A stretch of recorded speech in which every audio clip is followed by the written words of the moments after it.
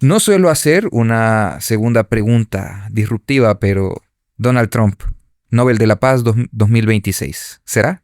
No creo, difícilmente. El escenario, pues, aunque el mundo es loco, ¿verdad? Puede El mundo es cambiar, loco, sí. pero no creería que no creería. Así como está esta sociedad de consumo, discurso pacifista, pero creo yo que es más de venta, a pesar de que el Partido Demócrata ha financiado más guerras que el republicano, dudo mucho Que suceda así. que pueda resolver el asunto, primeramente porque es una parte en el conflicto. Ok, bueno, Manuel, Walter, ¿qué les pareció estar aquí segunda vez en Proyecto Chachalaca? Muy bien, porque creo que es importante debatir, compartir y dar puntos de vista sobre la realidad geopolítica. Y pues a nuestra audiencia que nos va a escuchar, pues también agradecerle poder estar en sintonía en lo que estamos planteando. Ok. Hombre, aquí feliz de poder comentar y opinar así sin mayores restricciones y sin tanto tecnicismo, sino solo podernos dirigir a tu audiencia tal cual conocemos y planteamos las cosas, y pues aquí atentos a interactuar justamente con ellos a través de tus plataformas. Ok, muchas gracias. Bueno, en este episodio vamos a hacer un pequeño viaje histórico a estos conflictos que estamos viviendo actualmente a nivel mundial y cómo esto va a afectar de alguna u otra manera estos países latinoamericanos. Ya la guerra mundial ha afectado a El Salvador y no va a ser la última vez, al parecer, que nos va a afectar. Así que comenzamos el episodio 114, a las puertas de un conflicto mundial. Comenzamos. Bienvenidos a Proyecto Chachalaca. Este es el episodio 114, a las puertas del conflicto, con Walter Faguaga y Manuel Someta. ¿Qué tal, Walter? ¿Cómo estás? Bueno, ¿qué tal? Mucho gusto. Siempre aquí pendientes y pues disponible para comenzar un poco de los acontecimientos que rodean a estas relaciones sistema-mundo. Ok. ¿Qué tal, Manuel? ¿Cómo estás tú? Omar, muchas gracias por la invitación. Pues aquí interesados en ver cómo está el contexto geopolítico internacional y viendo con preocupación cómo se están moviendo las potencias. Ok, muy bien. Bueno, miren, nosotros solemos hacer ahora una pregunta disruptiva con el objetivo de poner en jaque a las personas que invitamos y vamos a entrevistar, ¿verdad? Así que la pregunta disruptiva, y ahí elige quién quiere responder primero, ¿verdad? ¿Sí? ¿Va a haber tercera guerra mundial?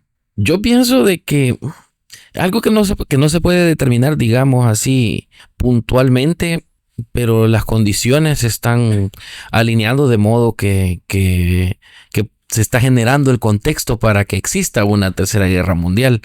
Esperamos obviamente que no, sin embargo las actitudes que están tomando ya algunas potencias mundiales pues dan la impresión de que estas negociaciones están pendiendo de un hilo y que ya estamos casi que en manos de condiciones más diplomáticas que políticas. Bueno, yo voy a hacer como hizo Einstein.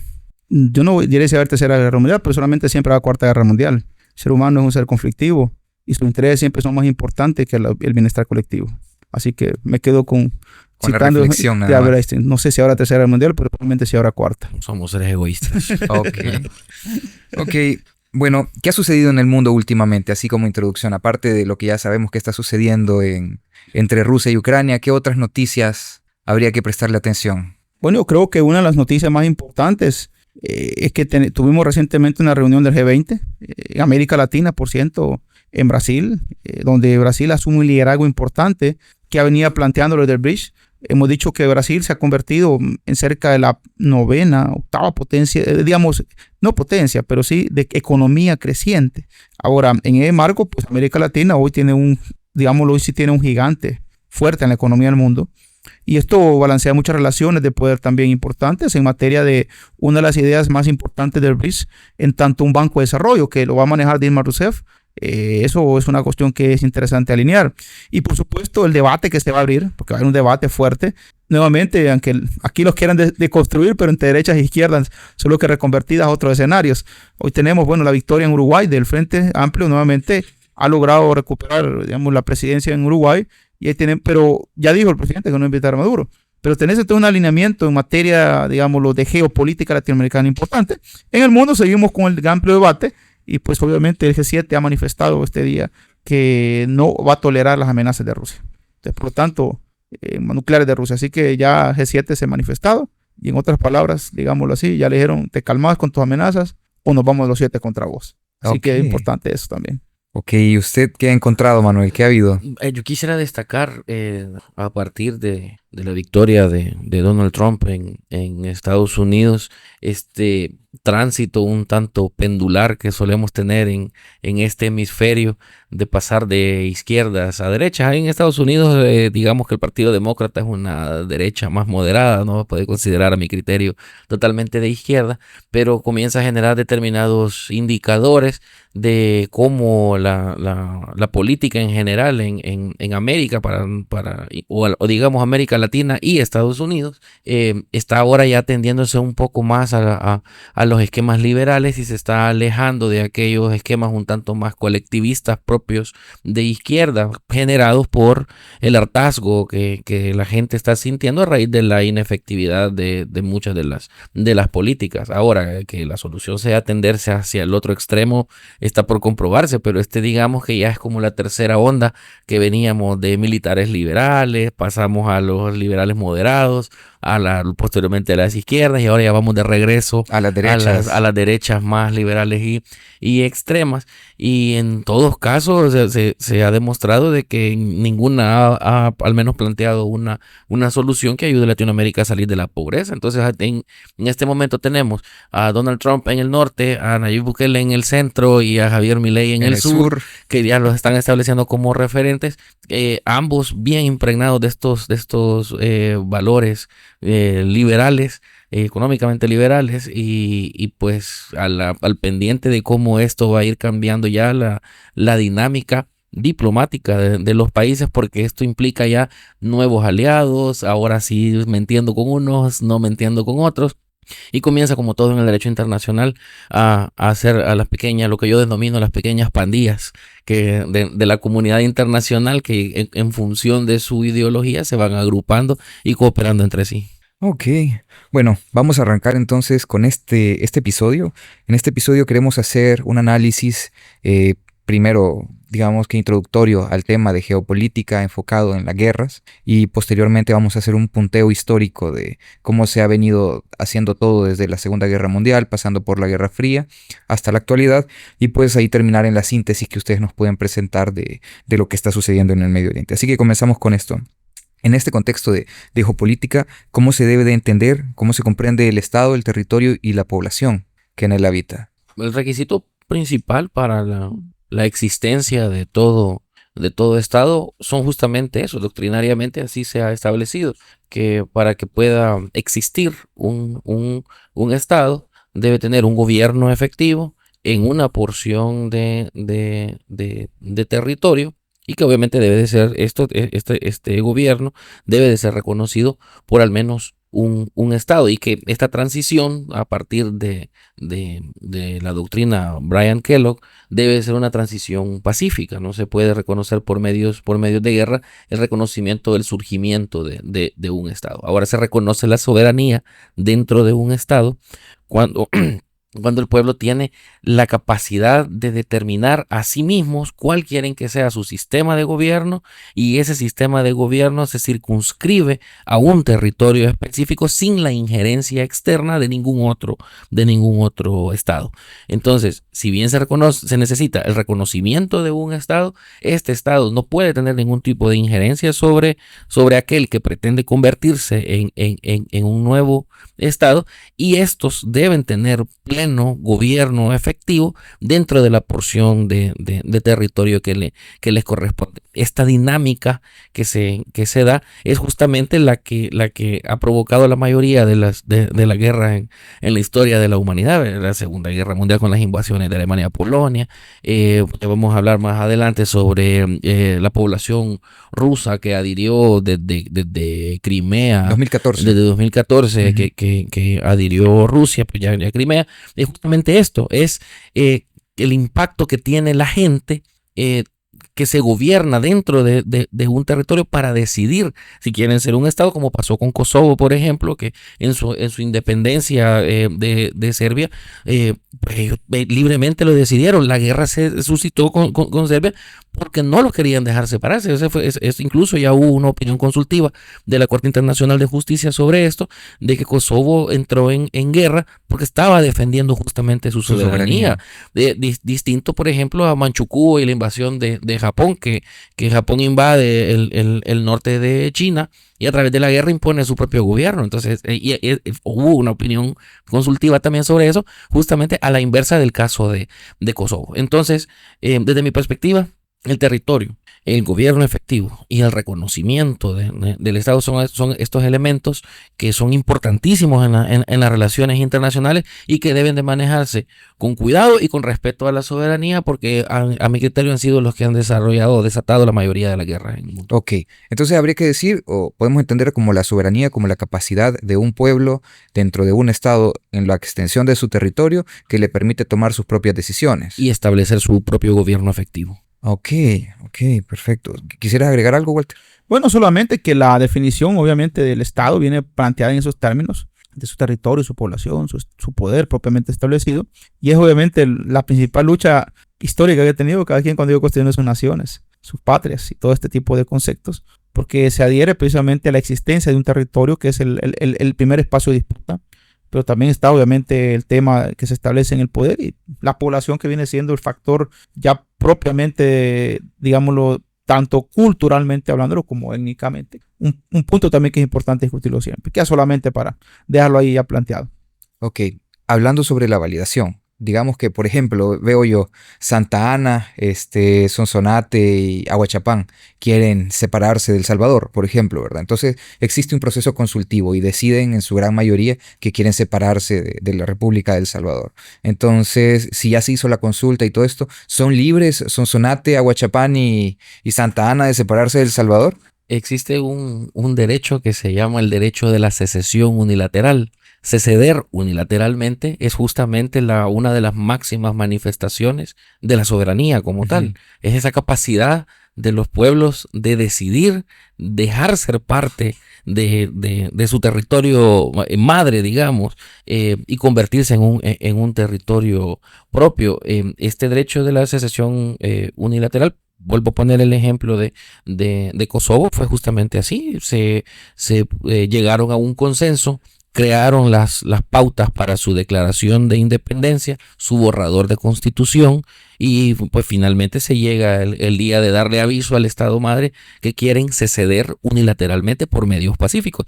Estas intenciones separatistas no son nuevas, así como usted acaba de poner el ejemplo de Santa Ana, Sonsonate y Aguachapán. Es exactamente lo mismo que pasa con Cataluña, por ejemplo. Correcto, al norte de España. Incluso mucha gente en Texas tiene estas mismas intenciones. En el conflicto Rusia-Ucrania, Lugansk y Donetsk también tenían intenciones de seceder unilateralmente, pero para adherirse a Rusia.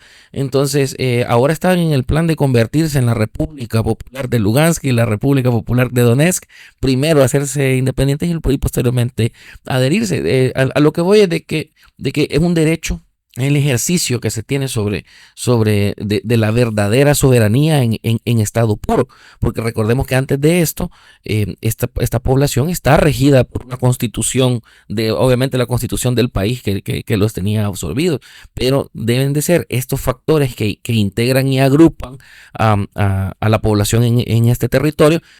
Generalmente son cuestiones étnicas, lengua, como sucede en Cataluña, como pasa en el País Vasco, por ejemplo, que son gente que siempre ha tenido intenciones separatistas, porque tienen esos elementos que los identifican y que los agrupan respecto del resto del país, pero que este derecho internacional está por encima de las constituciones. Así es como pasaron nuestros procesos libertarios también, ¿ve?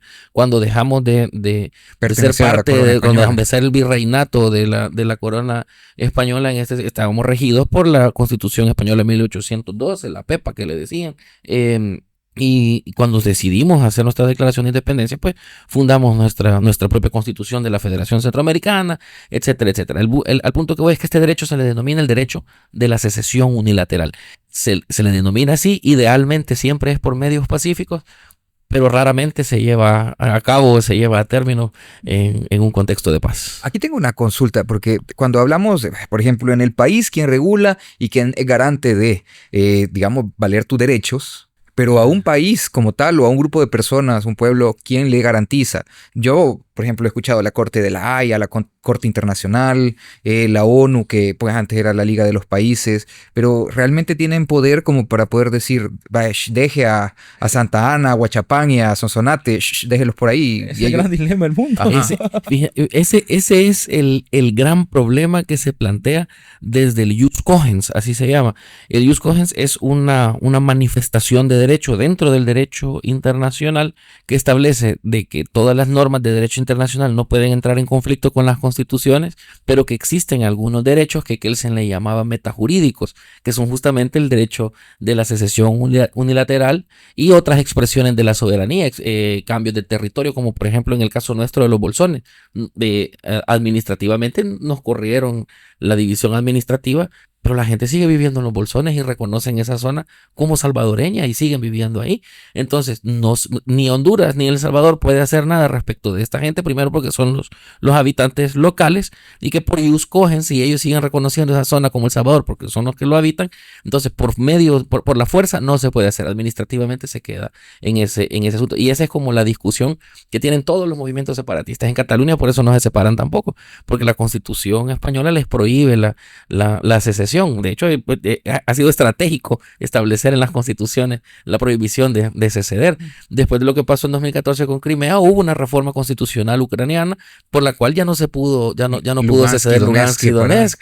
Entonces, y ahí donde comienzan los conflictos y este choque entre el Jus Cogens, que es la máxima expresión del derecho internacional, y el derecho constitucional, que se respeta más el instrumento local o el instrumento internacional, y pues la teoría del derecho internacional dice que lo que se debe respetar es la soberanía de los pueblos. Ok, ahora tengo esta consulta. Ya hablamos de este territorio, esta extensión de tierra que se conoce como Estado, por ejemplo, o que le pertenece al Estado. Pero ¿una persona individual tiene derechos internacionales? Es un debate fuerte, realmente por eso que se habla de derechos humanos, porque es un ideal, obviamente, de garantía. Ahora, eso es desde la historia antigua, se ha considerado siempre al extranjero, digámoslo así, como parte, digámoslo, importante de toda sociedad. Fíjate que en el Pentateuco, por lo menos, siempre había, cuando lees el Leví, todos los libros estos del Talmud, encontrás que se habla del extranjero. Porque el extranjero es una cuota también de tu vida.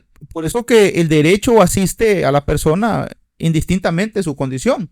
Ahora, lo que no puede existir, y es lo que se debate en el mundo, sobre todo en la migración, es el tema de la migración irregular y la criminalización de la migración como un ente eminentemente que sataniza a la persona que emigra.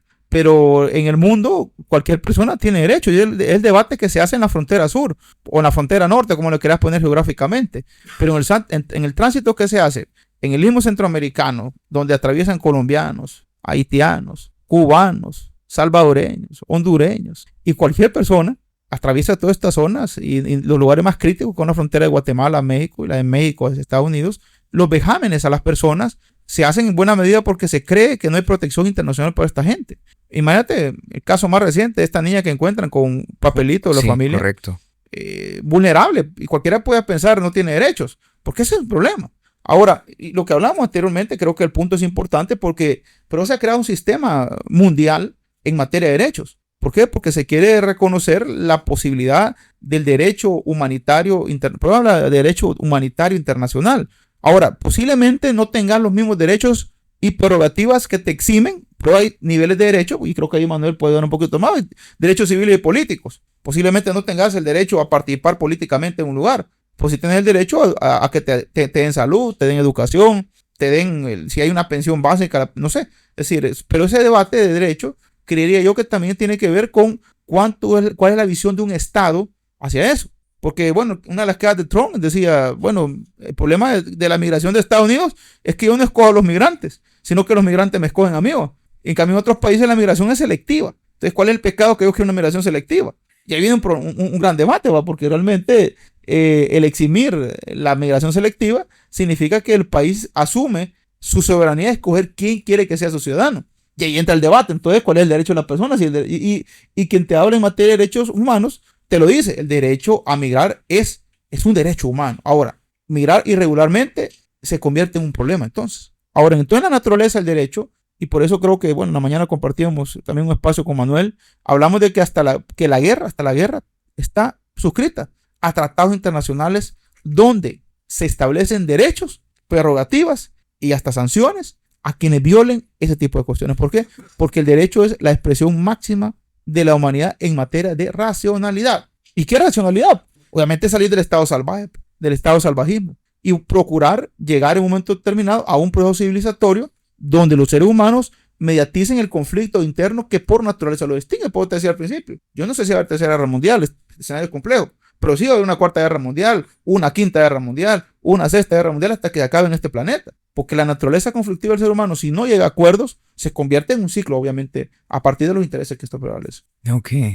El único derecho internacional que, al menos doctrinariamente, se reconoce a los individuos es el derecho humanitario. Yo soy un tantito crítico, no me opongo obviamente a los derechos humanos, no digo que no deben existir, pero los derechos humanos hasta cierto punto son un gigante sin dientes, ¿verdad? Y esto es porque el reconocimiento de los derechos humanos no pasa de ser meros enunciados que posteriormente obviamente se derivan en derechos fundamentales, que es cuando ya adquieren una mayor fuerza, pero entre tanto los derechos humanos carecen de coercibilidad y carecen de heteronomía, no hay nadie más que los exija, siempre es el mismo ser humano.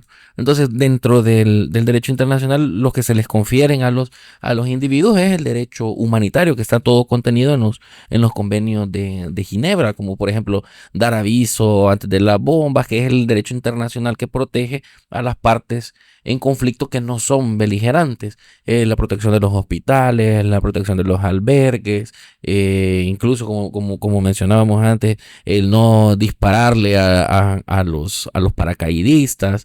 Se establecen incluso reglas de guerra con la intención con intenciones humanitarias, basadas tal vez en derechos humanos, pero las únicas que son reconocidas como derechos internacionales consignados hacia los individuos son específicamente los del derecho humanitario. Ok.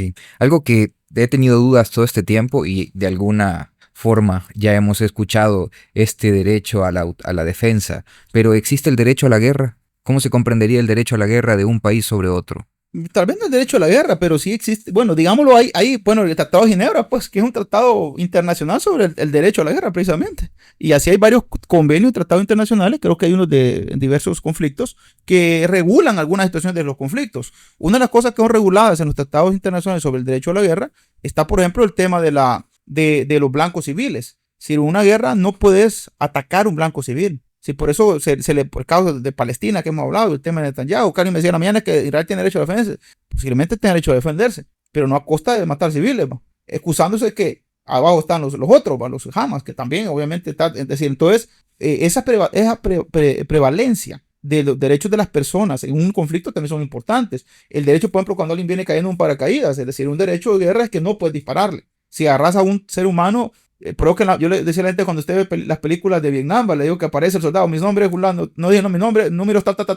Ese es el derecho que le asiste, a dar no su nombre, no que su cargo y su número, porque así tiene que ser identificado. Es decir, son cosas que, ¿por qué? Porque supuestamente para que no esté molestando a la familia allá en su zona, ¿no? Entonces, esa construcción de derechos de guerra son acuerdos que los países han llegado y como habíamos al principio, lo decía muy bien, ¿quién los cumple y quién no los cumple? Porque en la barbarie nadie se acuerda de los derechos de guerra. Y ese es el gran problema que tenemos, que al final de cuentas uno cuando ve películas, por ejemplo, en el tema de la independencia norteamericana, que van hasta con tambores y tocando uno pregunta, ¿y cómo van a ser músicos tocando una guerra? Dice uno. Pero fíjate que eso es de antes, era de la época del rey David, es decir, lo iban los músicos delante, decían, tocando los tambores.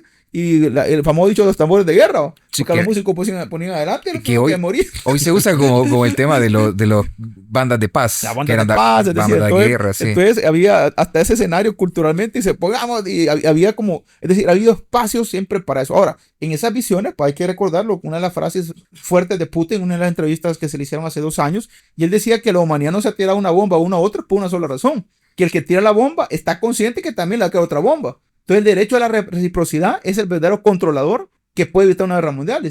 Porque si alguien dispara una bomba hacia otro que tiene una bomba, lo más seguro es que tenga una respuesta igual. Entonces la tensión entre la reciprocidad es el principal garante para que una guerra nuclear no suceda. Ahora, ¿qué significa eso?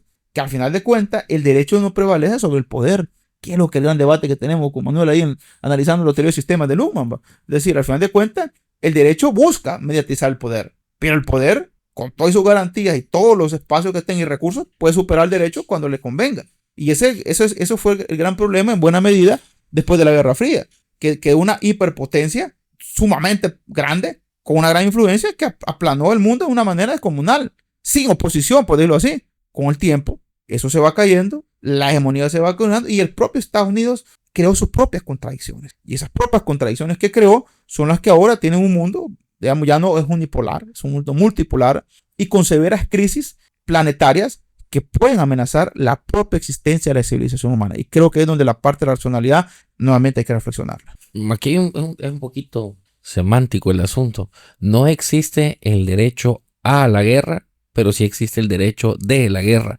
El derecho de la guerra es el que se deriva obviamente del derecho humanitario. Correcto. Las reglas que se siguen durante un conflicto es el derecho de la guerra. No existe tal cosa como derecho a la guerra. Derecho a la guerra. Okay. De hecho, está la doctrina de Stimson, que prohíbe el reconocimiento de cualquier surgimiento o volver legal algo que haya nacido ilegal, y está desde la Primera Guerra Mundial el pacto Bryan-Kellogg con estos señores Aristide Bryan y, si no me equivoco, el otro se llama Frank Kellogg, que establecieron de que por medio de la guerra no se puede reconocer nada dentro del derecho internacional. Entonces, a partir de estas dos doctrinas, se sabe de que no existe tal cosa como el derecho a la guerra, sí existe el derecho de la guerra, y también existe el derecho de defensa, que tiene tres criterios para poder ser aplicado. Uno, que se debe repeler en un estado de necesidad,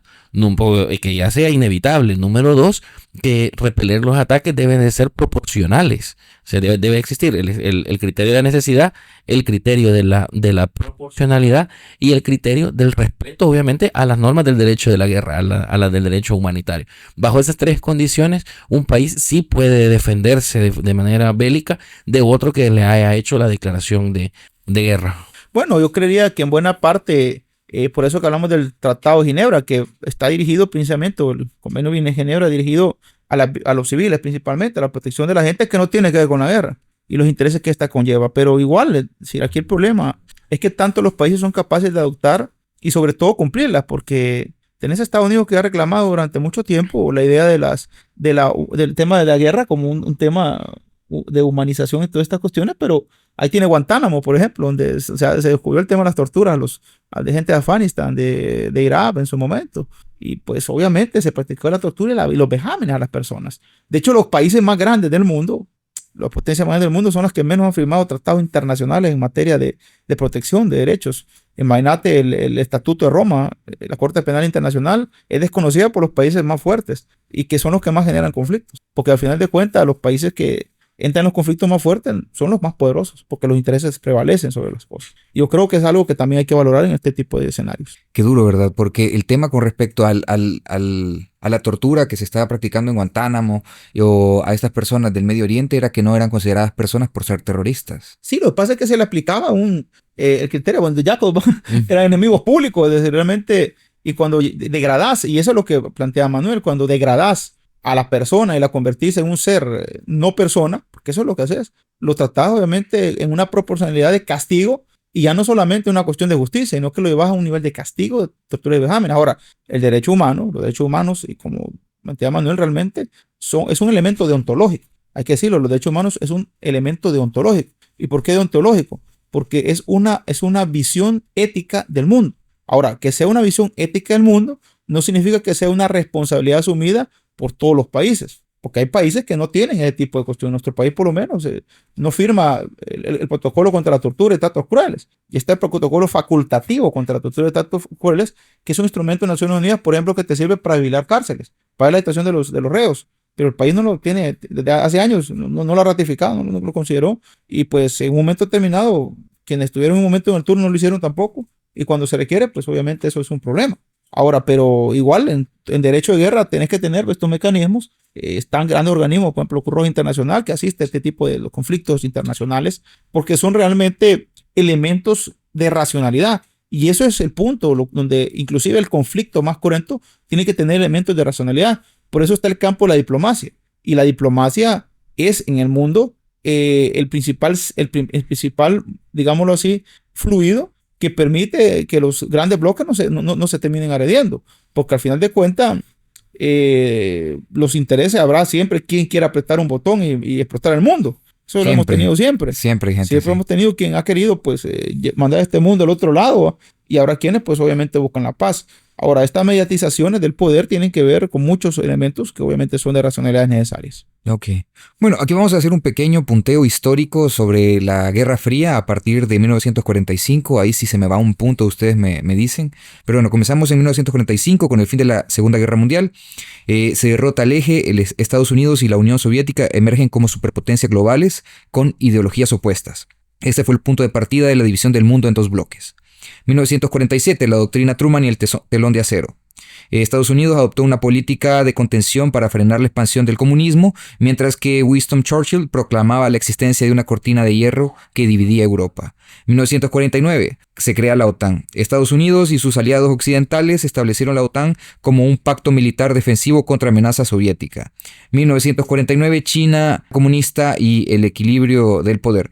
El triunfo de Mao Zedong en China consolidó el gran bloque comunista, ¿verdad? Ampliando la influencia de los soviéticos hacia Asia. 1950 a 1953, la Guerra de las Coreas. Conflicto entre el norte comunista apoyado por la URSS y China y el sur capitalista respaldado por Estados Unidos. La península quedó dividida en dos naciones, una separación que persiste hasta hoy. En 1961, crisis de Berlín y la construcción del muro. La construcción del muro de Berlín marcó el enfrentamiento directo entre las superpotencias, simbolizando la división ideológica y física del mundo. De ahí en 1962, la crisis de los misiles en Cuba, el momento más tenso de la Guerra Fría, cuando el mundo estuvo al borde de una guerra nuclear debido a las instalaciones de misiles soviéticos en Cuba, que es muy, muy parecido a lo que está sucediendo o pasó con el inicio de esta escalada bélica que estamos viendo ahora. Casualidad, gracias a esta, bueno, no gracias y decir gracias o qué, pero dado a esta crisis se creó el Internet. 1965 y 1975, la guerra de Vietnam, otro conflicto digamos que producto de esta guerra entre Estados Unidos y la Unión Soviética. De ahí tenemos 1979, la invasión soviética a Afganistán. Rusia invade Afganistán, lo que desata una resistencia respaldada por Estados Unidos y marcó el principio del desgaste del bloque soviético. 1989, la caída del muro de Berlín. Este evento simbolizó, digamos que un punto de inflexión que marcaba ya el fin de la Guerra Fría. De ahí en 1991, la disolución de la Unión Soviética, el fin oficial de la Guerra Fría con la desintegración de la Unión Soviética, dejando a Estados Unidos como la única superpotencia. De ahí quedan los legados de la Guerra Fría, que son la OTAN, Corea del Norte y Corea del Sur divididos en el paralelo 51, me parece que es. Sí. Y la carrera armamentística se detuvo en ese momento. Aquí me gustaría preguntar cómo este mundo de 1991 va construyendo poco a poco lo que se va gestando hasta el día de hoy. ¿Qué pasó? Bueno, hay que recordar a un gran teórico. Bueno, la grandeza es por su aporte y porque lejos de todo, pues puso en el escenario un debate fuerte. Y es de Franklin Fukuyama. Él escribe un libro por los 92 que se llama El fin de la historia. En este libro Fukuyama planteaba que con la caída del muro de Berlín, obviamente la descomposición ya orgánica de la URSS, se planteaba el escenario para el mundo en una visión que le llamó el triunfo de la democracia liberal. Ahora, este triunfo de la democracia liberal coincidía con un fenómeno económico fuerte, que era la globalización. La globalización le permitió a los Estados Unidos posicionarse en el mundo como no solamente como un actor hasta cierto punto vencedor, como representante del sistema capitalista, porque lo que derriba en la URSS es el modelo de un socialismo, pensando en el Estado como el principal controlador a partir de un partido único, el Partido Comunista. Y entonces Fukuyama plantea que el escenario de la Guerra Fría, lo que deriva pues precisamente, o la ruptura de esto, es el nacimiento de un mundo unipolar y la visión de la democracia liberal como el máximo, escalón de la civilización humana. Entonces él decía que no podía haber después de esto algo más. Ahora, esto se encuentra un poco alterado en el tiempo porque, y eso es como algunos que andan planteando en estos rumbos, en estas guanaxias, ¿verdad? la idea del fin de la ideología, porque dicen, la ideología ha muerto. Oye, no, las ideologías no mueren nunca, se van mutando y transformando, agarrando nuevas formas, nuevos escenarios. Ahora, que izquierda y derecha sean nombres que se heredan de la Revolución Francesa no significa que puedan desaparecer. Lo que pasa es que hay visiones diferentes. Hoy ves un mundo que está alineando hacia las visiones neoconservadoras, hacia escenarios donde grupos que se consideraban marginados son los que están prevaleciendo y poniendo agendas importantes. Trump gana a Estados Unidos porque logra despertar grupos que habían sido marginados, o sea, automarginados de la política. Hoy están prevaleciendo. Tener, por ejemplo, un Milei que en Argentina rompe la hegemonía de la tradición política de los peronistas, de los kirchneristas y de todo el entramado a partir de un discurso donde hay que decirlo. Esto se va construyendo a partir de una visión donde los sujetos colectivos son destruidos por los colectivos, por los sujetos individuales. Ahora, la herencia de la Guerra Fría, al destruir la historia según Fukuyama, era precisamente crear un escenario para un mundo donde este escenario de los Estados Unidos, en la globalización, se iba a convertir en el gran paradigma. Ahora, esto se empieza a ser contradecido. Uno de los grandes teóricos también de la sociedad norteamericana, James Pestrap, le plantea a Fukuyama, le dice, bueno, la democracia tampoco ha sido también un instrumento para el control de los Estados Unidos. Y empieza a poner los ejemplos en el mundo de cómo la llegada de los Estados Unidos a diversos lugares del mundo no marcó necesariamente por eso estos países. Y te hablo ya por el año 2000, 2001. Uno de los ejemplos pone el caso de Alberta aquí en Guatemala, es uno de los casos más sonados donde había un intento de crear una visión de una Guatemala más progresista, pues fue derribado, pues impuesto un sistema dictatorial. Y así cuenta Zimbabue, Mozambique y en tantos lugares en el mundo donde la democracia como un producto de, digámoslo así, de bienestar no fue posible. Inclusive, pues en el tiempo, en los 90, ya viéndolo en la cultura popular, ¿va? Aquella famosa canción del grupo Raster, ¿va? We are in America, America, Coca-Cola, Mickey Mouse. Es decir, te muestra que esa hiperpotencia no solamente está destinada al control económico, sino que también al control político, al control social, al control cultural y al control simbólico. Ahora, esto se empieza a destruir cuando empieza a verse que tampoco, hay que decirlo, ese modelo iba a ser importante para el mundo. Creo que la guerra, o digámoslo así, el 11 de septiembre, el atentado del 11 de septiembre marca un antes y un después en el mundo, porque se rompe en ese momento la idea que esa hiperpotencia era implacablemente y de ninguna manera vamos a concebir un ataque hacia ella.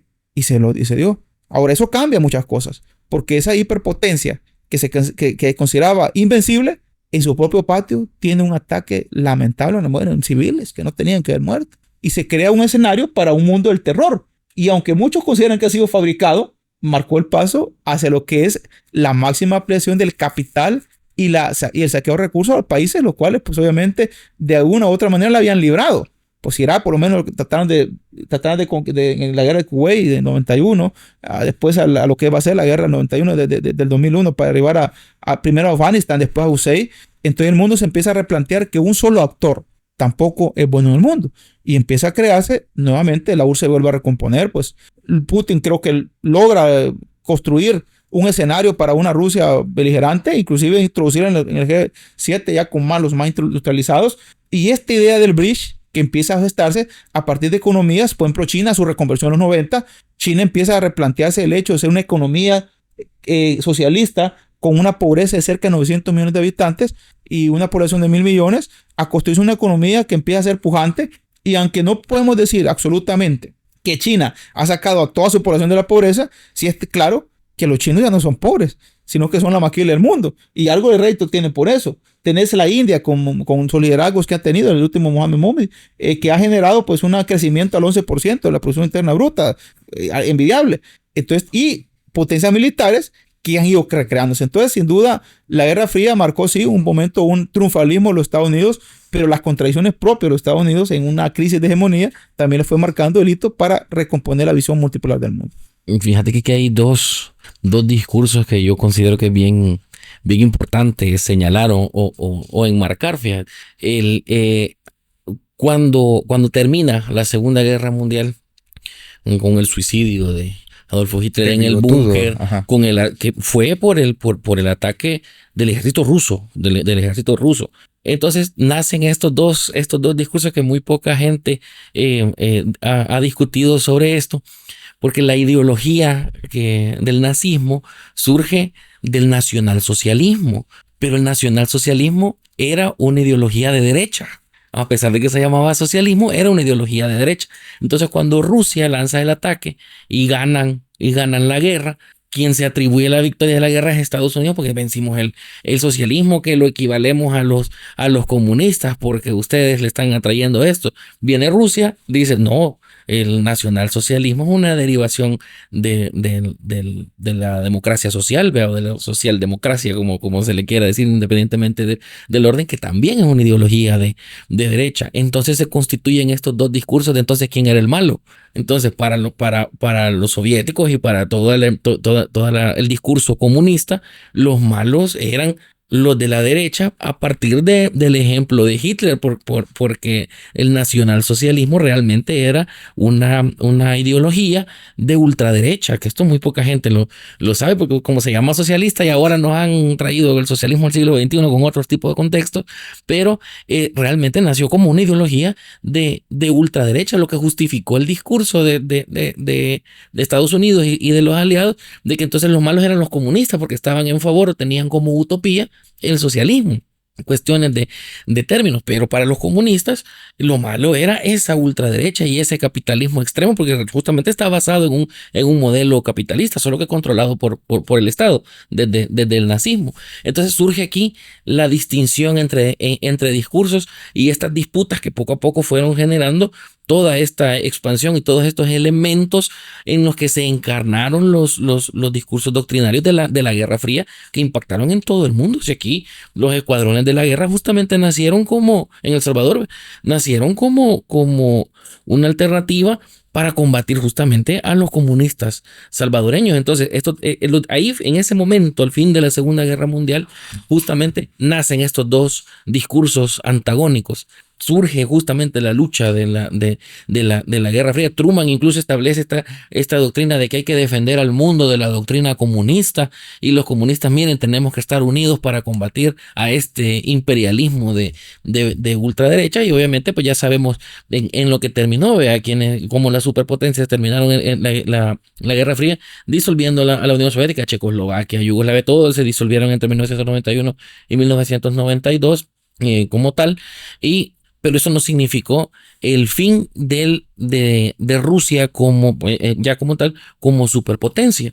Recordemos de que el territorio que tiene Rusia y la solidaridad que tiene su gente y ese hipernacionalismo que tienen, esa identificación que tienen con su país, les permitió reconstruirse rápidamente, aún habiendo perdido los otros territorios aliados, y continuar siendo una superpotencia. Por eso es que al fin de la Segunda Guerra Mundial y el surgimiento de la OTAN, ahora se cambian los discursos, ya no es a los capitalistas imperialistas contra los comunistas, sino que contra la amenaza del mundo, los nuclearistas. Pero como estos son los que tienen las armas nucleares, entonces tengo que tenerlas yo también, porque no lo puedo vencer si no tengo sus mismas armas. Y ahora junto con la OTAN surge, esto lo he dicho siempre, surge la necesidad de tener un enemigo. Si todos los países, todas las potencias mundiales estuvieran en la OTAN, no tuvieran de quién defender al mundo. No tienen a quién llevarle democracia. Claro, si Rusia que ya ha sucedido, fuera parte de la OTAN, que por eso no lo han dejado ingresar, y entonces ¿de quién nos van a defender si todos los buenos estarían en la OTAN, entre comillas, ¿verdad? Entonces, la OTAN surge con esta idea de la necesidad de proteger al planeta y a todos los países, pero al mismo tiempo se vuelve necesario tener un enemigo de quien defenderlo, y entonces obviamente se retoman estos viejos albores de los discursos comunistas y de la Guerra Fría, y pues aparece ya Rusia como el enemigo del mundo, al menos desde el discurso occidental. Ahora, pero hoy tenemos un cambio en la geopolítica. Alfredo Jalife lo dice en su análisis, él dice que hoy ya no podemos plantear el escenario de la Guerra Fría como la izquierda, la derecha, el socialismo versus el capitalismo, porque realmente, si bien es cierto, Fukuyama se equivoca en su visión de la democracia liberal, algo es cierto, el capitalismo triunfó, y triunfa pues porque realmente las economías, y ahí hay un debate serio hacia lo que es la tesis del marxismo, por supuesto, en la tesis clásica, de cuál es el desarrollo de las fuerzas productivas como tal, y la ley del cambio, ¿verdad? Que yo creo que es un punto importante para la reflexión, ¿verdad? Pero Jalife plantea que el escenario de las visiones del mundo en la geopolítica ya no puedes plantearla en términos de socialismo o comunismo versus capitalismo, sino que en la visión de globalistas versus soberanistas. Y hablar de globalistas, aquella visión de hegemonizar el mundo hacia una sola idea del poder político, básicamente de la democracia liberal como tal.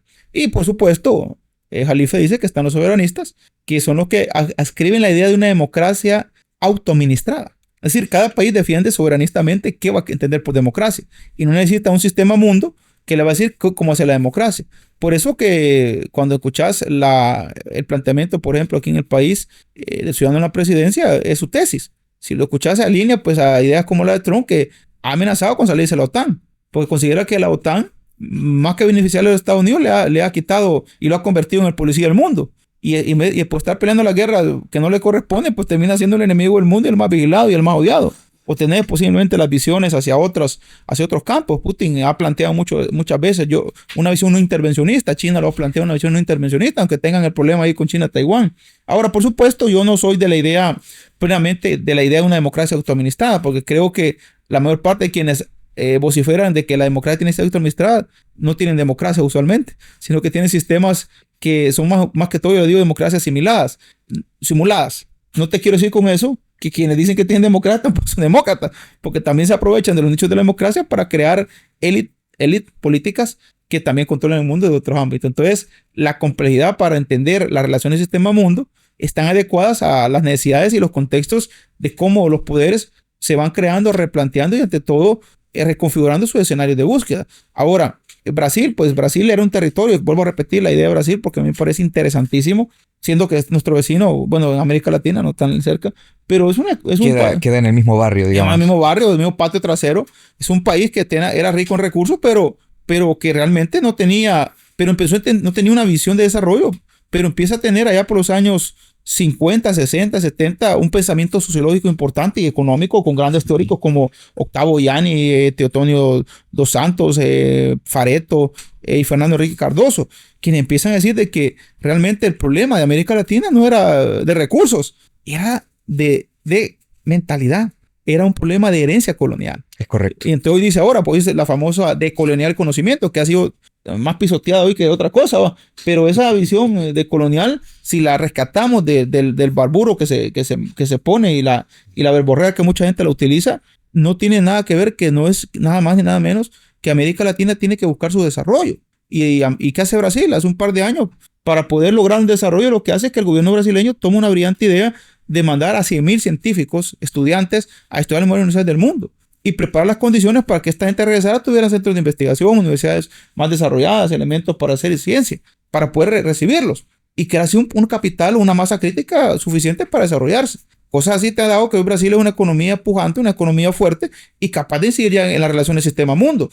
Porque ya no solamente que tenés que pagarle publicidad a Lula y al quien esté en el poder, o sea, Bolsonaro. No tenés que pagar una publicidad enorme que es tu fondo público, sino que sus grandes acciones y sus grandes cambios inciden realmente en la dinámica del poder y cómo se establecen las visiones netamente desarrolladas de sus procesos. ¿Qué te diré de Argentina? Milei puede que no sea un tipo que agrade como tal a muchos, o a otros sí, a otros no, pero trae una discursiva de debate. Entonces, eso es lo que América Latina y el mundo, es decir, América Latina le ha costado bastante. Ahora, para recapitular la idea de unas relaciones en el mundo actual, creo que hay que entender de que no existe una unipolaridad. El mundo ya no es unipolar, es multipolar y por lo tanto nos obliga a no solamente ver para arriba, sino que ver para todo el sistema mundo. Ok, todo este sistema que se va configurando en función de estos personajes que van llegando. Por ejemplo, tenemos a Milei en Sudamérica, tenemos aquí a Bukele en Estados Unidos, Donald Trump. Saben, me gustaría hacer un pequeño viaje, y es que termina la Guerra Fría. Pero, ¿qué sucede con la Guerra Fría y El Salvador? Antes de poder continuar, me gustaría que nos comentaran un poco. Sabemos que la guerra, pero para muchos que están jóvenes no lo tienen claro, pero la guerra de El Salvador fue producto también de la Guerra Fría. Digámoslo de esta manera, los conflictos se configuran alrededor de escenarios. Y para ese momento, obviamente, el pensamiento predominante era de que los movimientos insurgentes representantes de la clase trabajadora proletaria eran los que llevaban el progreso y la transformación de los países. Mientras el capitalismo, que eran los estados semipatrimonialistas, dueños de los recursos, y sobre todo gobernados y integrados a gobiernos militares, en caso de América Latina, eran los que estorbaban el desarrollo. Entonces fue necesario pues mutar esa visión al campo de nuestros países. Entonces Estados Unidos, acuérdate que son posiciones estratégicas. Para Estados Unidos era importante, y ahí viene la famosa doctrina Monroe, ¿verdad? América para los americanos, que en un momento era por el tema de 1821 para el tema de los europeos. Pero más de 100 años después, era para evitar la amenaza comunista, que era supuestamente el brazo de Rusia, de la URSS, de la CCCP, ¿sí? Para evitar ese brazo en su influencia geopolítica. Tanto así, pues, que la Revolución Cubana se convierte en un trasfondo de amenaza para los Estados Unidos y su visión geopolítica. Por eso que la Guerra Fría, después se habló del efecto dominó en Centroamérica, caía una, caían los demás, y Estados Unidos empezó a temer de que su espacio vital, como el concepto que utilizaban por ahí, su espacio vital se iba a ver invadido, pero hablamos de territorio al principio. Entonces, tenés a la par a México, que fue tolerante con las visiones del socialismo, que nunca se declaró México un estado socialista, pero fue muy tolerante. Por ejemplo, ahí asesinan a Trotsky, pues, que venía viviendo. Correcto, y así puedes verte que han sido protectores del pensamiento, pero no era un partido socialista, pero podía hacerlo. Si tenía Centroamérica ahí lista, podía hacerlo. Tenía al Caribe, podía hacerlo. Entonces, por supuesto, Estados Unidos iba a entrar a un frente de guerra a apoyar a aquellos que defendieran el status quo.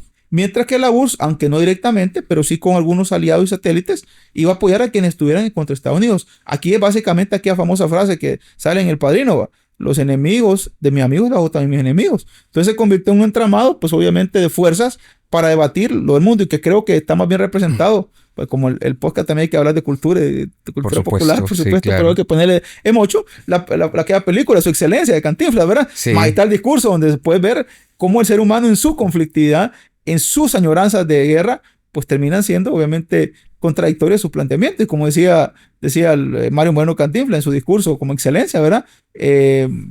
Como dijo el maestro, él dijo, amados los unos a los otros, te han hecho armados los unos a los otros para destruirse totalmente. Bueno, continuamos con este punteo y vamos a comenzar desde 1991 con el fin de la Guerra Fría. 1991... Independencia de Ucrania tras la disolución de la Unión Soviética. Ucrania se convierte en un estado independiente, sin embargo, los lazos históricos, culturales y económicos con Rusia permanecen fuertes, especialmente en regiones como Crimea. Y en el 2004, Revolución Naranja. Surge una crisis política en Ucrania después de las elecciones presidenciales. Protestas masivas apoyan al gobierno prooccidental, generando tensiones con Rusia, que prefiere una Ucrania bajo su influencia. 2010, el gobierno de Víktor Yanukovych, a disculpar mi ruso, un líder pro-Moscú, llega al poder y refuerza los lazos con Rusia, lo que causa descontento entre quienes buscan una mayor integración con Europa. 2013 a 2014 comienza esta crisis que ya todos empezamos a recordar, que son las protestas del Euromaidan, protestas masivas. Estallan contra Yanukovych, suspenden un acuerdo de asociación con la Unión Europea en favor de relaciones más estrechas con Rusia. Esto lleva a su destitución en el 2014 y a un gobierno provisional prooccidental en Ucrania. El 2014 también es la anexión de Crimea por Rusia. Rusia ocupa y posteriormente anexa a Crimea tras un referéndum considerado ilegal por la comunidad internacional, pero era como ustedes comentaban, ellos tienen el pleno derecho, ¿verdad? Pero aquí va a depender de quién lo mire, ¿verdad?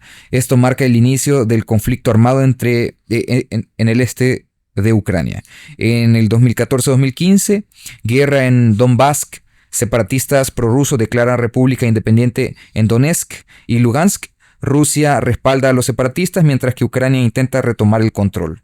Los acuerdos de paz como Minsk I, Minsk II logran solo treguas temporales. De ahí empieza esta circunstancia, el escalamiento del conflicto 2021, acumulación de tropas rusas, comienza la movilización, grandes contingentes de tropas cerca de la frontera con Ucrania, lo que genera alarmas internacionales sobre una posible invasión. Febrero del 2022, invasión de Ucrania por parte de Rusia. Rusia lanza una invasión a gran escala, argumentando la necesidad de desnazificar Ucrania y proteger a la población rusohablante.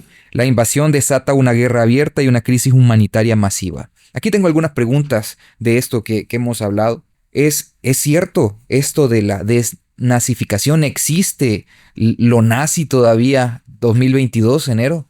te voy a amarrar los punteros Por así favor, rapidito, que los tenía que sacar. ¿Te acuerdas lo que te dije de los discursos que nacieron después de la Segunda Guerra Mundial? Sí, ¿verdad? por supuesto. Entonces, Rusia ha retomado este mismo discurso.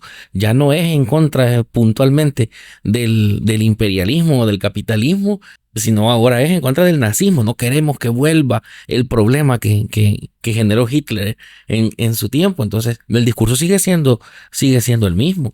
Ahora, Estados Unidos también ha moderado un poco su discurso de tampoco vamos a permitir que Rusia esté invadiendo y adhiriendo territorios de la manera en la que sucedió en los tiempos de la Unión Soviética. Entonces, lo único que han hecho es moderar sus discursos. Ahora, fíjate que justo en medio de Ucrania pasa el río Dnieper. Al occidente del río Dnieper, aproximadamente el 58% de la población son rusos.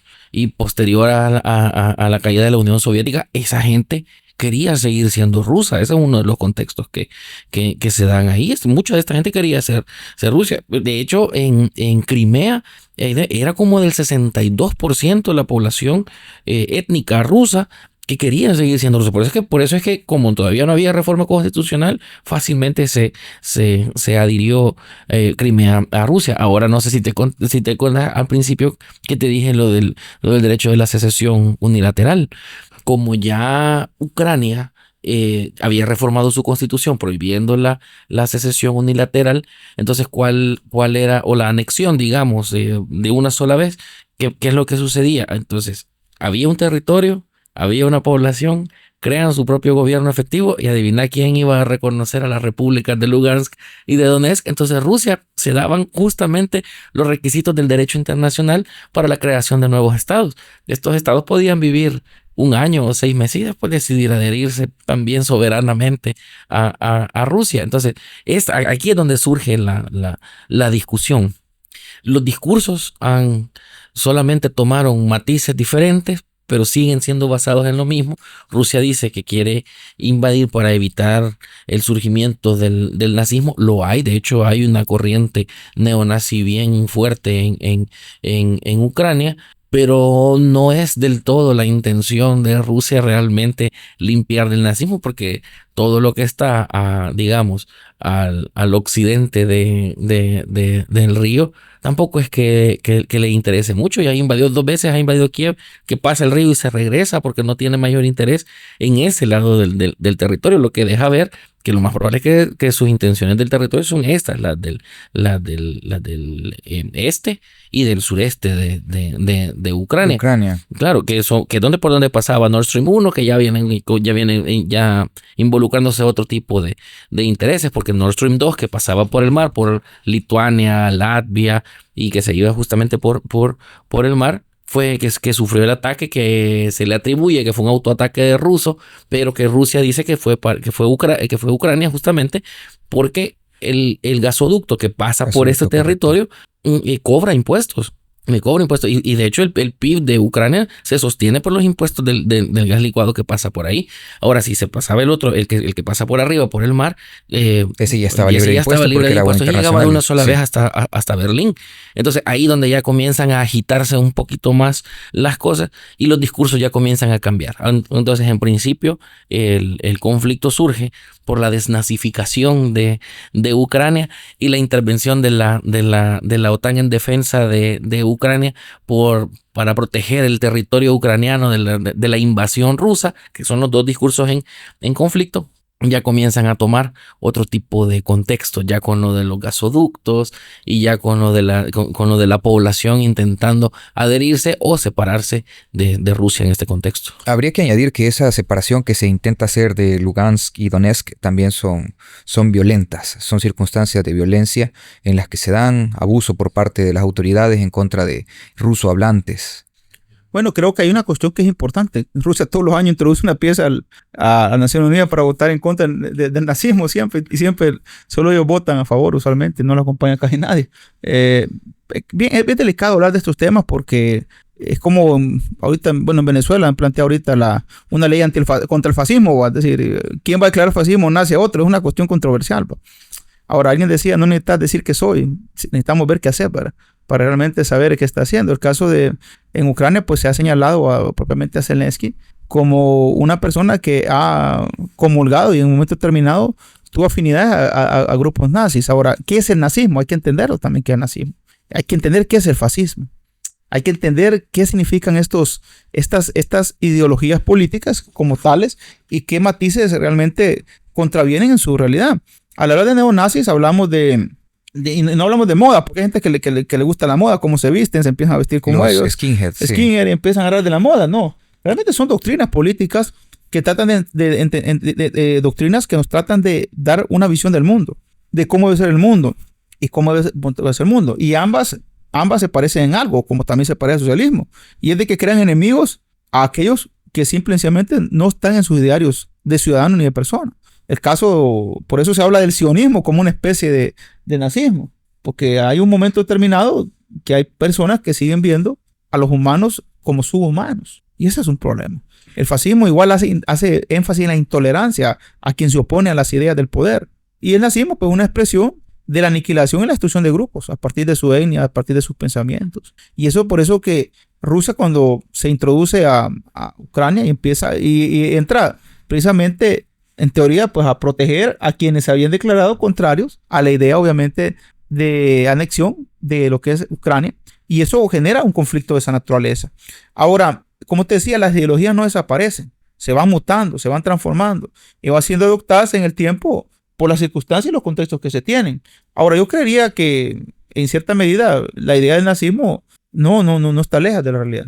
De hecho, hace poco yo veía, por ejemplo, a alguien que comentaba con relación al tema de Palestina y alguien ponía abajo, miren, le dijo, aquí el problema fue que Hitler no terminó su trabajo y por eso están matándolo. Es decir, estoy atacando al que está en una visión nacionalista y estoy utilizando al otro que también hizo lo mismo. Entonces, estamos descompensados netamente, no entendimos. Y el mundo no entendió cómo las visiones totalitarias, que algo que dice Raimundo Popper, estas visiones totalitarias se llamen nazismo, se llamen fascismo, se llamen socialismo, o los ismos que queramos utilizar, son degradantes para la persona. Ahora, emplear esto como una justificación para una guerra, eso ya es otro tema. Porque aquí el problema es de que hay una especie de guerra entre hermanos, porque los eslavos son hermanos. Entonces hay una especie de lucha entre hermanos. Y estos hermanos están peleando, están matando, están fregando.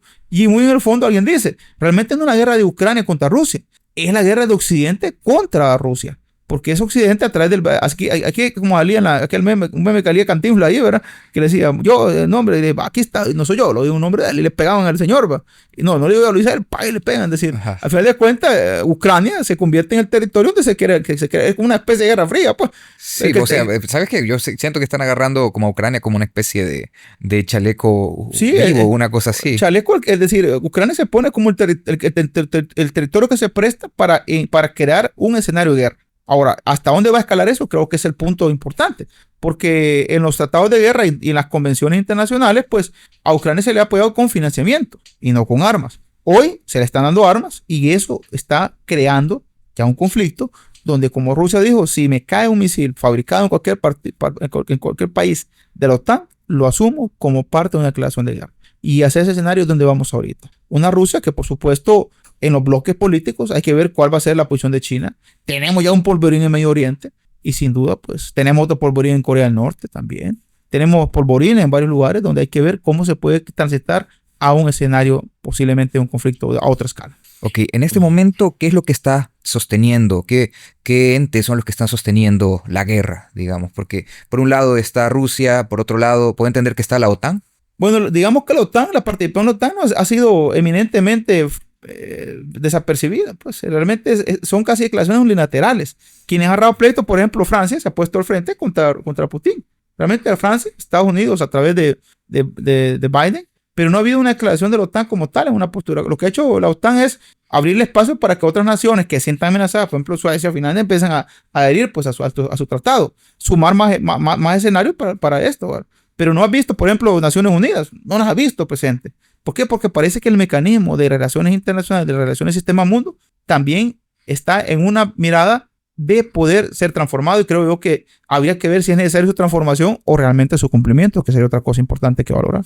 Y que justo lo que está sucediendo ahorita, sí, que está por verificarse, porque en este último ataque que lanzó Rusia a Ucrania, manifestó que había encontrado misiles de fabricación estadounidense y que por ende iba Atacams creo que son. Ajá, y que por ende iba a entender de que entonces Estados Unidos estaba vinculado en el conflicto. Ahora, Estados Unidos se desliga completamente de esto.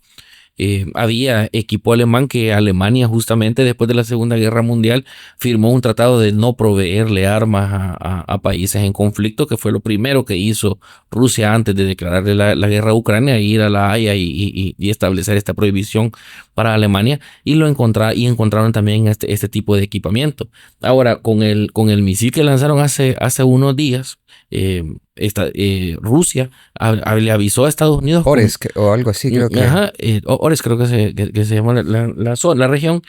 Rusia le avisó a Estados Unidos con 30 minutos de anticipación que iba a lanzar Oresnik se llama el misil, le avisa con 30 minutos de anticipación que iba a lanzar el misil para cumplir con el tratado de los misiles nucleares que exige que las partes beligerantes, o sea, las que están en conflicto, estén enteradas de que no son objetivos de estos misiles nucleares. Entonces, ¿por qué Rusia le avisa a Estados Unidos si en teoría no están en conflicto todavía?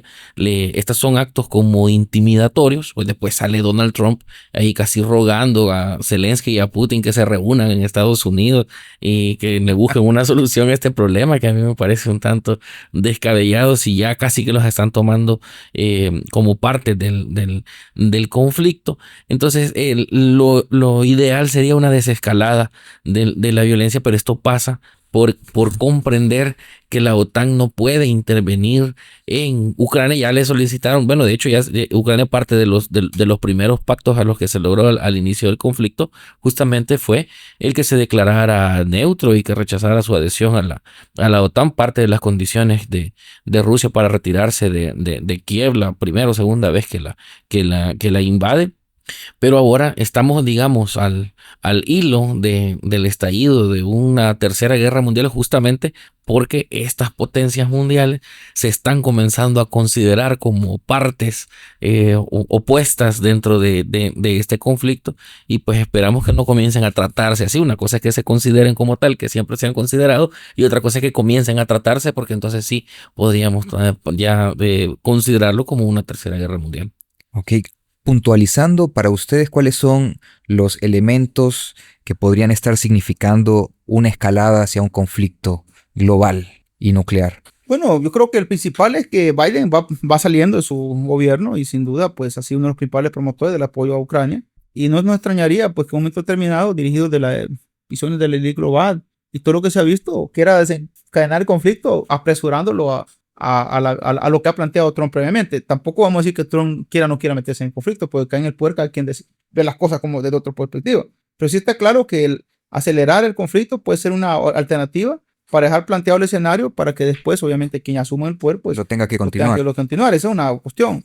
La otra que es importante, pues obviamente es una guerra desgastante, ya desgastante para el mundo. Creo que está desgastando, está cobrando cientos y miles de vidas, tanto para Rusia como para Ucrania. Y en un momento determinado una solución tiene que buscarse, o se sientan a negociar, o realmente se va a buscar quién va a terminar con quién. Que eso es lo que sería lo duro, ¿verdad? Sí. Bueno, mira qué complicado este asunto, ¿verdad? Aquí quizás ya nos encontramos cerca del cierre de este episodio. Solo habrían algún par de cosas que me gustaría consultar.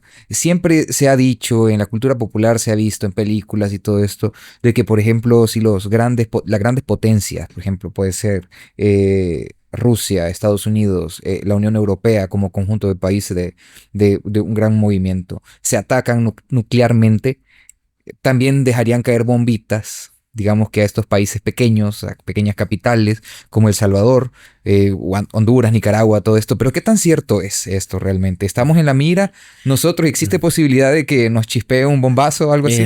Que nos caiga una esquirla. Fíjate que hay una teoría que se llama la teoría de la aniquilación mutua, que es justamente a la que apunta el tratado para el tratamiento de las armas nucleares, que establece límites para lanzarse, pesos y todo este tipo de cosas a partir del surgimiento de las bombas nucleares, porque más que que nos caigan bombas, el impacto ambiental que tendría un desastre como este, que toda la gente reventara sus cohete navideño, sus cohetes ponele. navideños y sus bombas nucleares, causaría un impacto tal en la atmósfera que eso nos cambiaría por completo. Primero, al menos lo que dicen los físicos es que primero sería una ola de radiación seguido de un calor desesperante y después un enfriamiento extremo que muy pocas probabilidades tendría la humanidad de sobrevivir.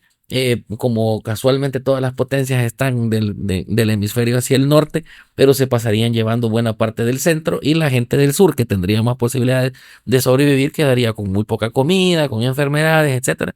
Entonces prácticamente sería el fin de no solamente de las potencias, sino de aquellos que no teníamos nada que ver en ese conflicto. Pero eso en caso de una aniquilación mutua, que es la teoría, que todos se tiran todo lo que tienen. En ese sentido es que... Si me puedo imaginar a El Salvador tirando sus misiles. Y nosotros en los búnkers. ¿Cuáles? En los búnkers. En los búnkers comiendo jamón del diablo. Sí, comiendo jamón Dani. Durísimo realmente. Pero vamos a ver. Digamos que no sucede esta aniquilación mutua y digamos que comienza una guerra entre las grandes potencias, Europa, Estados Unidos, Rusia, China y todo esto. Pero del sur para abajo, bueno, nosotros no estamos como tal en el hemisferio sur, pero digamos que Centroamérica no entra. O sea, ¿qué podemos aportar nosotros? Pues, o sea, aquí no hacemos nada, no le hacemos daño a nadie. Y entonces queda Suramérica, queda África, queda el Medio Oriente, lo que queda del Medio Oriente, porque creo yo que eso terminaría también en conflicto. ¿Qué pasaría con estas economías si digamos, no hay una aniquilación mutua, pero empiezan una guerra desgastante económicamente y insostenible por mucho tiempo, pero que en alguna medida va a dejar golpeadas las economías del primer mundo? ¿Qué sucedería con nosotros? Bueno, la dependencia que exista de materias primas, es decir, de proveedores, de servicios. Y si ahí lo que se llama un paro forzoso, toda la economía se ve afectada. El sistema de relaciones del mundo también tiene que ver con la economía. Y una guerra como la que podía generarse y los conflictos conexos podía generar pues problemas. Por eso, una guerra no solamente es una guerra, es un escenario caótico para el mundo, una visión apocalíptica. ¿Por qué? Porque se acaban los alimentos, el clima se deteriora más, comienzan conflictos sociales y una serie de situaciones que pueden ser complejas para la humanidad. Aunque no esté directamente participando en la guerra un país. Claro, fíjate que el convenio de Ginebra tiene una figura bien graciosa. A mí me parece graciosa, aunque es para proteger de la guerra, que es la figura de la potencia protectora. Parte de las reglas de la guerra es que debe haber un país neutro o un conjunto de países neutros que pongan a sus diplomáticos a establecer o a vigilar el ejercicio de los derechos de la guerra. Entre esos está que no se lancen todo el potencial nuclear, que sea controlado, que los civiles tengan posibilidad de salir, etcétera, etcétera, etcétera. Pero no podemos como salvadoreños, digamos, participar de eso, porque como el mismo término lo dice, es la potencia protectora. Quiere decir que quien vaya a intervenir en este pleito como potencia protectora debe ser una tercera potencia reconocida como potencia mundial, que en conjunto con sus diplomáticos intente establecer, digamos, o arbitrar la guerra entre las demás potencias. Por lo que me parece graciosa, aunque no deberían de serlo, pero me parece graciosa que hasta para arbitrar la guerra hay que ser potencia. Entonces, al final, las consecuencias en los países pequeños y subdesarrollados como nosotros siempre vamos a terminar pagando las consecuencias. O sea, digo, Europa está en el conflicto, Rusia está en el conflicto, China se suma al conflicto, Estados Unidos dice, no importa si es aquí o allá, guerra, yo voy. Pero ¿qué país queda entonces como potencia? No, que solo la India o Brasil. Eso estaba pensando, Brasil. Sudáfrica, no sé. Sudáfrica. Sí, porque de ahí potencia no hay. No. Porque ya las potencias están peleando, ahí viene la discusión. Terrible. Bueno, quizás nos sorprende Uruguay ahí con... De repente. Suelten a Mujica. Muy bien. Entonces, ya quizás para ir terminando esta conversación, esta charla, este episodio, ¿qué puede hacer la comunidad internacional en este momento? ¿Realmente tiene algún tipo de maniobra? ¿Hay algo que pueda hacer? Había que ver la legitimidad de la comunidad internacional porque ha estado muy deteriorada y yo creería de que es un momento donde creo que los cierres van a ser más bilaterales que multilaterales. Y creo que, bueno, China ha tratado la manera de ser ecuánime.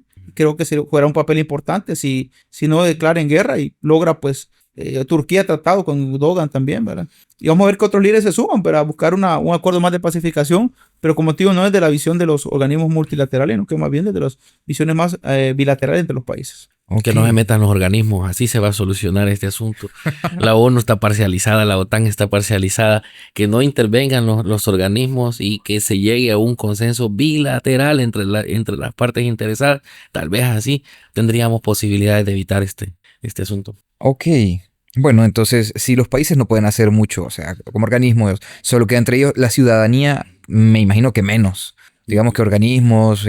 No, como recordamos que a nivel de derecho internacional el somos Estado es la considerados unidad como mínima. personas jurídicas, entonces el individuo es el Estado. O sea, como personas, pues nada más ejercer, eso sí, la voz, presionar a los gobiernos, que es lo que le correspondería a ellos para que lleguen a un diálogo, porque pues sí, en el pleito y en la guerra entran las personas jurídicas que son los estados, pero los muertos los pone la población. Ok. Y bueno, para terminar este episodio me gustaría preguntar qué lecciones deja esta circunstancia en la que nos encontramos. Bueno, para mí creería yo que el mundo difícilmente pueda cambiar, lo que podemos cambiar somos nosotros. Y eso creo que es importante, porque a la larga creo que la sumatoria de todas las conflictividades nos llevan a escenarios caóticos. Y si nosotros no logramos cambiar personalmente va a ser difícil. Eso se llama resiliencia. Y la resiliencia para el mundo es un factor importante y necesario en este tiempo. Pues la verdad es que tenemos que ser conscientes que los que perdemos somos nosotros mismos, porque como decía esta serie distópica que estaba viendo a esta época de nuestros opositores solares, que decía, y estos tontos pelean por el territorio que solo ellos tienen, entonces que incivilizados y que poco instruidos están, porque pelean por un territorio donde no se pueden ir para otra parte, lo que quieren decir es que las consecuencias de la guerra las vamos a pagar nosotros mismos, entonces deberíamos de partir de eso, de que los afectados somos nosotros mismos. Ok. Bueno, a mí me gustaría terminar con esta pequeña reflexión. La guerra no solo se libra en los campos de batalla, sino también en las mentes y los corazones de quienes la justifican o la padecen. Entender sus raíces es el primer paso para evitar su repetición. Nos escuchamos pronto.